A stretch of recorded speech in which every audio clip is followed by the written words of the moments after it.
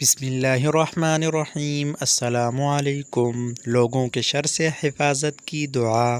بہت سے لوگوں کو یہ پریشانی رہتی ہے کہ انسانوں سے تکلیف پہنچ رہی ہے، پڑوسی، سسرال، رشتہ دار وغیرہ۔ ان تمام لوگوں کی تکلیف سے بچنے، اسی طرح اللہ تعالیٰ کی ناراضگی اور شیطانی وسوسوں سے حفاظت کے لیے یہ بہترین دعا ہے۔ اعوذ بکلمات اللہ التامات من غضبه وعقابه وشر عباده ومن همزات الشیاطین وان یحضرون۔ ترجمہ: میں اللہ کے تمام کلمات کے ساتھ اس کے غضب، عذاب اور بندوں کے شر سے پناہ چاہتا ہوں، اور شیطانوں کے وسوسوں اور اس سے کہ وہ میرے پاس حاضر ہوں۔ اللہ تعالی ہم سب کو دین اسلام پر استقامت نصیب عطا فرمائے۔ کوڑ، برس اور دوسری موذی بیماریوں سے پناہ مانگنے کی دعا۔ رسول اللہ صلی اللہ علیہ وسلم کوڑ وغیرہ بیماریوں سے پناہ مانگتے اور یہ دعا پڑھتے تھے: اللہم انی اعوذ بک من البرص والجذام والجنون ومن سیئ الاسقام۔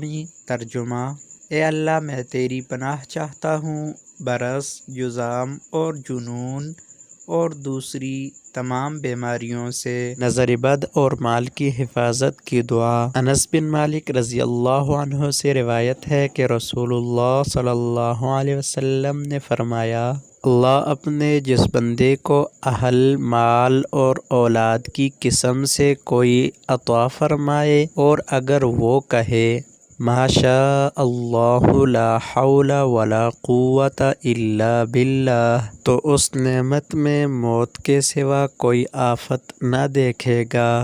اللہ تعالی ہمیں سنت اعمال کے مطابق زندگی گزارنے کی توفیق نصیب عطا فرمائے۔ رات کی بے چینی اور نیند نہ آنے کی دعا۔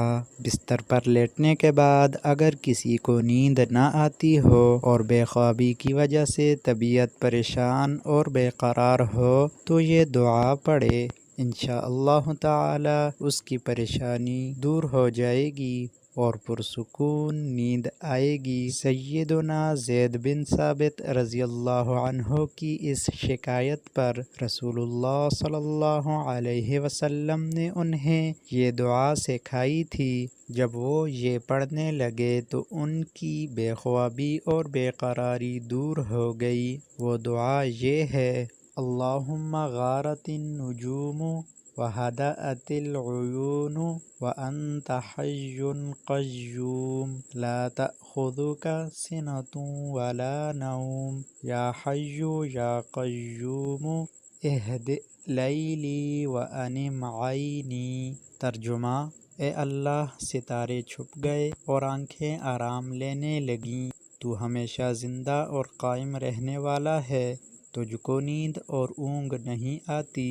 اے ہمیشہ زندہ رہنے والے اور اے قائم رہنے والے اور سب کو قائم رکھنے والے، رات کو مجھے آرام دے اور میری آنکھ کو سلا دے۔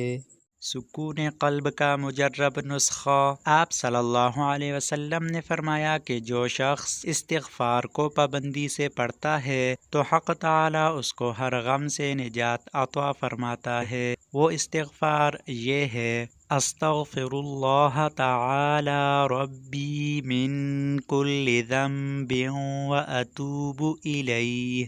ترجمہ: میں مغفرت چاہتا ہوں اپنے رب سے ہر قسم کے گناہ سے اور اسی کی طرف رجوع کرتا ہوں۔